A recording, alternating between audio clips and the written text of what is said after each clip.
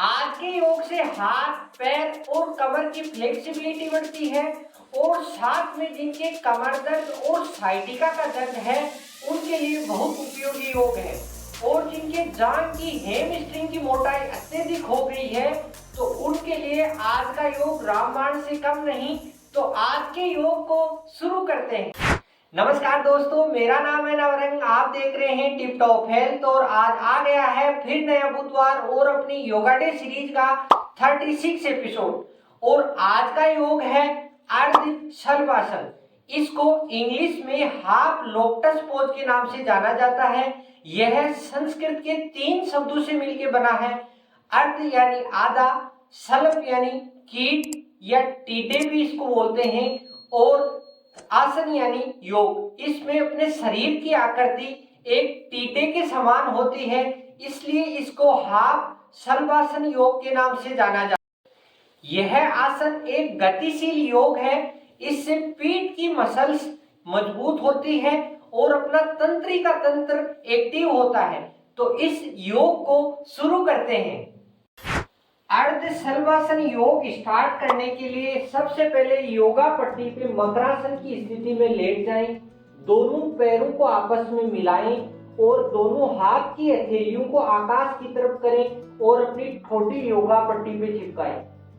और सांस को अंदर बढ़ते हुए सबसे पहले राइट पैर को ऊपर करना है और फिर लेफ्ट को। देखो ऐसे इस प्रकार पैर को ऊपर करना है। और फिर आपके अगर किसी भी प्रकार की दिक्कत होती है, जांघ की यहाँ मोटाई अधिक है, तो आप अपने हाथ की सहायता से इस प्रकार अपने जांघ के नीचे लगाएं और इस प्रकार आप खड़ा करने की कोशिश करें, जिससे आपके पैर में फ्लेक्सिबिलिटी बढ़ती है। और अपनी यहाँ रीढ़ की हड्डी के जो L1 से लेके L5 तक की सभी वर्टिकाओं में मूवमेंट होता है और उनमें लचीलापन बढ़ता है। और देखो इस प्रकार बताते हैं, ठोडी अपनी योगा पट्टी पे इस प्रकार, और फिर सांस छोड़ते हुए अपने योगा पट्टी पे नीचे लगाते हैं। फिर वापस सांस को अंदर बढ़ते हुए लेफ्ट पैर को उठाते हैं और फिर योगा पट्टी पे चिपकाते हैं। अगर आपकी जांघ की मोटाई बहुत अधिक है और आपसे इस प्रकार इस योग से ज्यादा बेनिफिट लेना है तो इसको लेफ्ट टू राइट लगातार करना है। देखो इस प्रकार सांस को अंदर बाहर करते हुए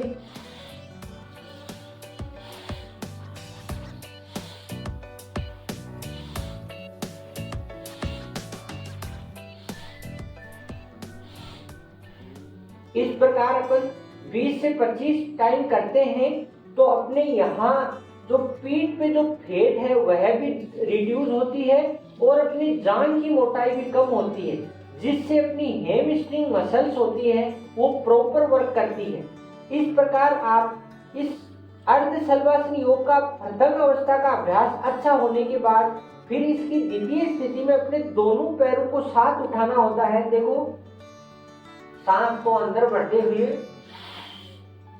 इस प्रकार दोनों पैर साथ उठाने से अपने दोनों शोल्डर्स की मदद से अपने दोनों पैरों को उठाना है।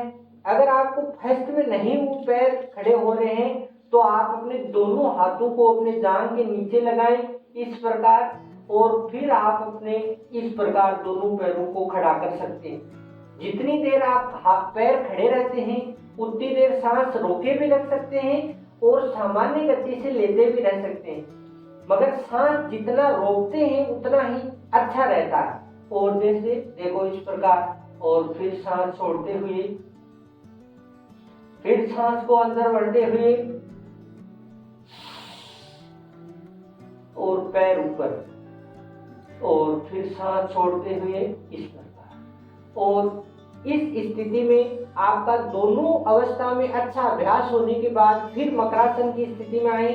दोनों पैर हाथों को अपने माथे के आगे टिकाएं और दोनों पैर आपस में खोलें और सांस की गति लंबे लंबे सांस लेने इस प्रकार। लंबे लंबे सांस लेने से अपने शरीर में ऑक्सीजन का लेवल सही रहता है और जो अपने योग अभ्यास के दौरान रुकावट पैदा की है सांस में, उसकी प्रक्रिया पूरी हो सके और योग पूरा होने के बाद फिर अपनी योगा पट्टी की सहायता से इस प्रकार खड़े हो। अर्ध शलभासन योग को अपन ने विधि में करके देखा, तो अब इसके लाभ की बात करें तो यह योग अपने शलभासन योग को अपने शरीर को फ्लेक्सिबल बनाने के लिए उपयोगी आसन है, जिसके साथ साथ ही इस योग से अपने पैर, कमर और हाथ की फ्लेक्सिबिलिटी बढ़ती है, जिससे अपना शरीर एकदम लचीला और अपने फुर्तीला शरीर होता है। और दूसरा अगर इसका लाभ देखें तो जिनके साइटिका का दर्द है और जिनके भयंकर कमर दर्द है, उनको इस योग का धीरे धीरे अभ्यास करते हैं तो बहुत ही ज्यादा लाभ मिलता है। और तीसरा अगर लाभ की बात करें तो जिनकी जांघ की मोटाई अत्यधिक है, हैमस्ट्रिंग मसल सही काम नहीं कर रही है, उनके लिए भी आज का योग बहुत उपयोगी है। तो उनको इस योग को अगर आपने देखा है तो इसके गतिशील रूप बताया है, उस प्रकार अपन गतिशील रूप से 10 से 15 टाइम या 30 से 35 बार करते हैं तो अपने जांघ की मसल्स मोटी कम होती है और जांघों की अपनी शेप एकदम सही रहती है, जिससे शरीर बेडोला नहीं दिखता। तो आज के योग से लाभ बहुत ही अत्यधिक है। अर्ध शलभासन योग की अगर हानियों की बात करें तो जिनके कमर दर्द अत्यधिक है या स्लिप डिस्क में भयंकर समस्या है, उनको अपने डॉक्टर की सलाह के अनुसार ही करना चाहिए। और जिनके हाई बीपी की समस्या है, उनको भी इस योग से परहेज करना चाहिए। और जो माताएं बहनें गर्भवती हैं, उनको भी इस योग का अभ्यास नहीं करना चाहिए। तो आज का योग आपको कैसा लगा कमेंट करके बताएं, और अच्छा लगे तो दोस्तों के साथ जरूर शेयर करें। और नेक्स्ट बुधवार फिर मिलते हैं। हंसते रहिए, मुस्कुराते रहिए और टिप टॉप हेल्थ से जुड़े रहिए। जय हिंद, वंदे मातरम। ऐसे ही वीडियो देखने के लिए टिप टॉप हेल्थ से जुड़े रहें।